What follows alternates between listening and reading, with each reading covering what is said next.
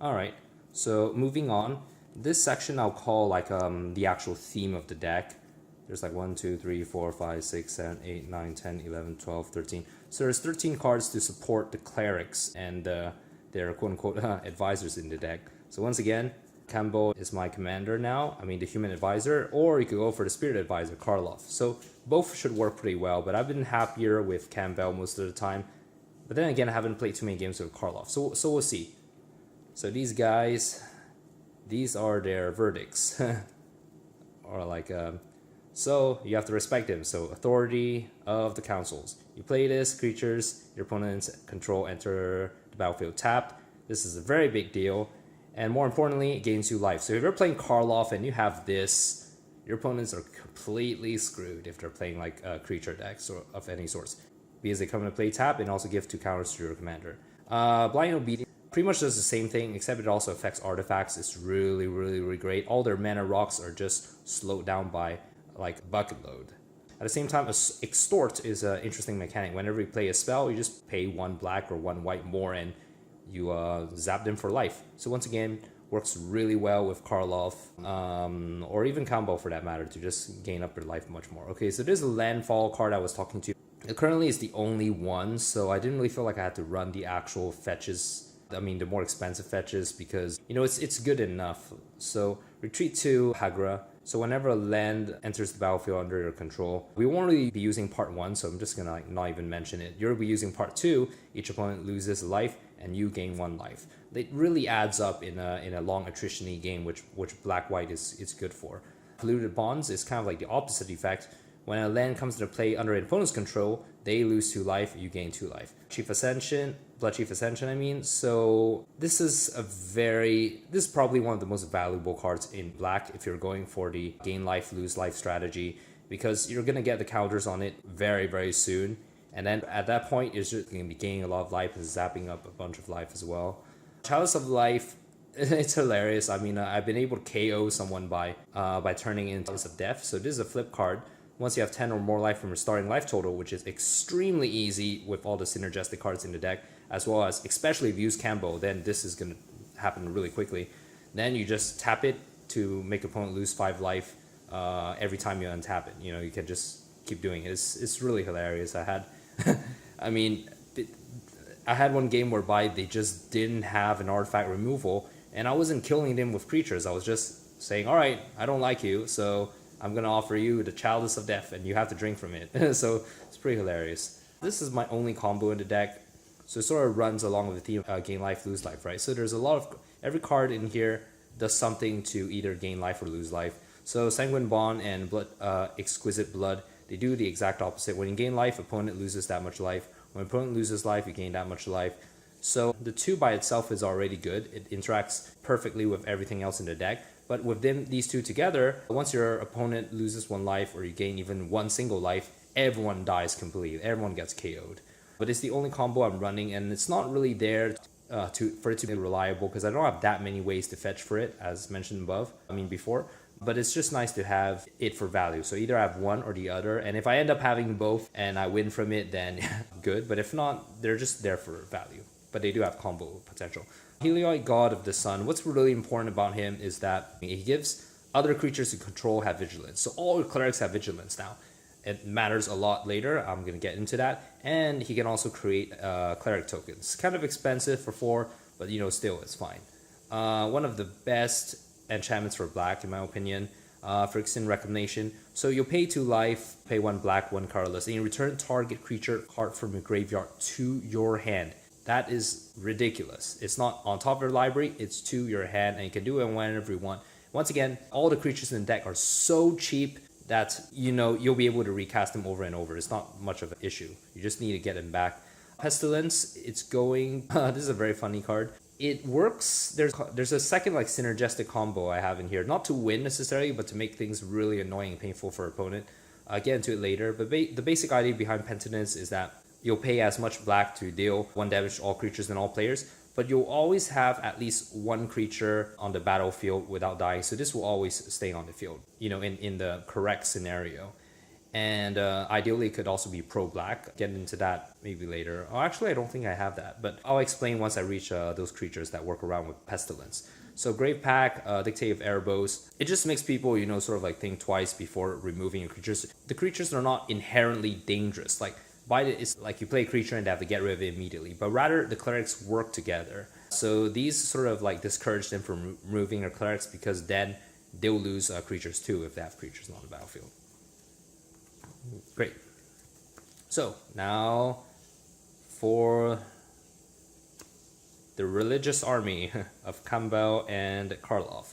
So starting off, there's Devoted Caretaker. I don't see this played a lot actually, but maybe because it costs like, trigger, the activate ability needs mana, but anyways, target permanent you control gains protection from instants and sorceries until end of turn. This means that it could even protect you from like Stone Rain if people in your meta actually play that, or any land destruction spell. It doesn't always protect your lands because people don't play that much land destruction. I don't know. My meta plays a lot, so it matters. But I mean, it could also protect lands. It's target permanent, basically protection from, what's it called? From like removal. Most removal is instant and sorcery. There's some like in creatures, but not going to get too much into that. Weather Wayfarer is just a way to tutor up, like I said, the special lands that you need. Mother of Ruins, no explanation needed for her. She protects every creature on the board. Soul Warden, Soul's Attendant, every creature comes to play, gain 2 life. So in the same way as I mentioned earlier, you want to gain as much life as possible and make it really hard for your opponent to kill you. Most of the time, people just be like fighting among themselves and you're just sitting there like doing whatever you want. High Priest Penitence. So, as you remember earlier, there's called Penitence. So the combo works with the High Priest and another Cleric card that redirects damage to High Priest of Penitence. But when he's targeted, he will also gain like +2. So he would never die from the Pestilence itself and can deal infinite damage to the High Priest and basically remove all non-land permanents that you dislike from the board one by one. It's really crazy. I haven't managed to get that running off yet, but when it does, like it feels great. Requires quite a lot of effort, but even by himself, he sits there. People don't want to swing into you because you're just going to trade the High Priestess for something else, and you can recur him back. When your other opponent's creatures dies or when clerics die, you can use this one, Stirdag High Priest, to just create more. Oh, you also need to tap 2 other creatures, but that's fine. You have a lot of clerics in here, like I say, 26. So you tap them, and then like you make a 5/5 Black Demon token with flying. Grand Abolisher, people just can't cast spells during your turn. Selfless Spirit, all your creatures gain indestructible if you sacrifice it. Underworld Coinsmith comes into play like with you immediately like gain you, and then each opponent loses 1 life. And the other enchantments would trigger the Constellation, which means that you also like gain 1 life. But it really is just more for the value. It sits there slowly, like puts you up ahead of your opponent. Shaman, yeah, this is the one that I was mentioning before. So yeah, I can redirect 1 damage from Shaman Encore to Control Encore. Yeah, so this would, whenever he gets damage, he's gonna push it over to the High Priest. And ideally the High Priest like would not die from it. And then you'll be able to just blow up the board. 8.5 Tails. So this pretty much protects your entire board from targeting spells. You'll probably like pay 3 unless the spell actually is white and it gets pro that color, so it just protects your board. All permanents work on it. So yeah, here's the other piece of it. So Daru Spiritualist. Whenever a cleric control becomes the target of a spell or ability, it gets +0/+2 until end of turn. So the Daru Spiritualist works with the Shaman Encore to push damage into the High Priest. But because when the High Priest is being targeted, it gets a +2, the Pestilence would always only deal 1 damage instead of 2. If that makes sense. It deals 1 damage, sorry. So each time it deals the damage, it'll redirect it and redirect it. The priest gets bigger for that turn, so it just blows up the entire board. Honey War Milita Captain. This one isn't exactly a cleric until it turns, but once it turns, I believe it creates like cleric tokens every single upkeep, something like that. Suture Priest, kind of like the 3rd Soul Sister, sometimes people call it that. So it's at 2. They add the effect that, actually no, it's slightly different. When a creature comes to play under your control, you gain life. When a creature comes to play under an opponent's control, they lose 1 life. So yeah, it is kind of like a Soul Sister with a slightly different twist onto. Ailey, Eternal Pilgrim. So a lot of black-white players, I think she's the most popular black-white commander, but currently I'm feeling that it's not as exciting as a commander because you don't really need access to it all the time. I mean, well, then again, she has Death Touch, which is nice, but I'm just running with Kambal because I find he brings more value. But I'm using her here because she's a cleric, number one. And number two, she has the ability to sacrifice another creature to exile a target permanent. And if you're running Kambal and then you run it and then you hit into her at some point, you would always have more than 10 life from your starting. So you'll be able to sacrifice a random cleric to exile like non-land permanents on your opponents. Edgewalker. So even though everything is relatively cheap, all the clerics, but having the Edgewalker is really nice because it reduces by white or black or white and black. So you'll be able to dump down your clerics much faster. Devout Chaplain. So this is another type of removal spell. I mean, at the same time, it's a cleric, so I really like having it as an inclusion. So you tap 2 other untapped humans you control, exile target artifact or enchantment. I won't say that every cleric is a human, but I'll say maybe a good number, like at least 1/3 of them like are humans. So most of the time this would work as well. And there's other ways to create like human tokens. Ratlung Animator. So whenever this guy dies or another cleric dies, you get a 2/2 black zombie creature token. So I haven't tried it actually in play yet, but hypothetically it'll just like give an extra body every time something gets removed. Clogs up the board, makes it really hard for your opponent to win the non-combo strategies, aka swinging with commander or swinging with creatures. Thraben Doomsayer just keeps creating like human tokens. So there you go. So human creature token, you tap it, you can make 1. Faithful Hour, as long as you have 5 or less life. Other creatures you control get +2/+2. That's not going to happen often. You're playing black-white, you don't want to be at a low life total ever. Drana's Emissary, 1 black, 1 white, 1 colorless.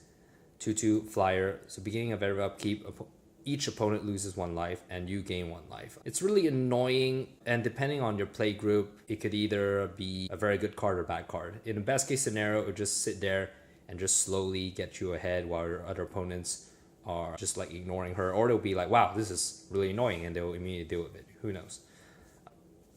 Tima the Weaver and Ravos Soul Tender. So both of these are legendary creature human clerics. So I've also considered that these could be the commander, the 3 and 4, or rather the partner commanders that could play them together and go on with the full cleric theme. Although both of them, they're more like utility based, so there's nothing about them that's inherently good. Like you don't just play them and it does stuff by itself. You have to put in another effort. So I'm not really sure if I want to leave them in. I might take them out, but then again, they're clerics, so I'm running them in the creature slot to see what happens.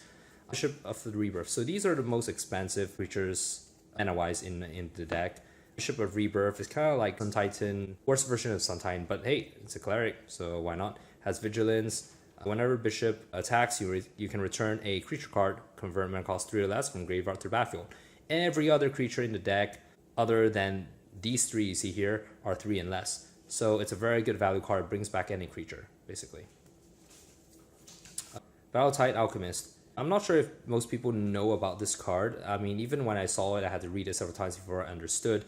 But basically, each source that deals damage to a player, you can prevent X damage equal to the number of clerics. So if your whole board is like filled with maybe, I don't know, like 5 or 6 clerics, so everything has to hit you, let's say you have 5 clerics in total, including this one.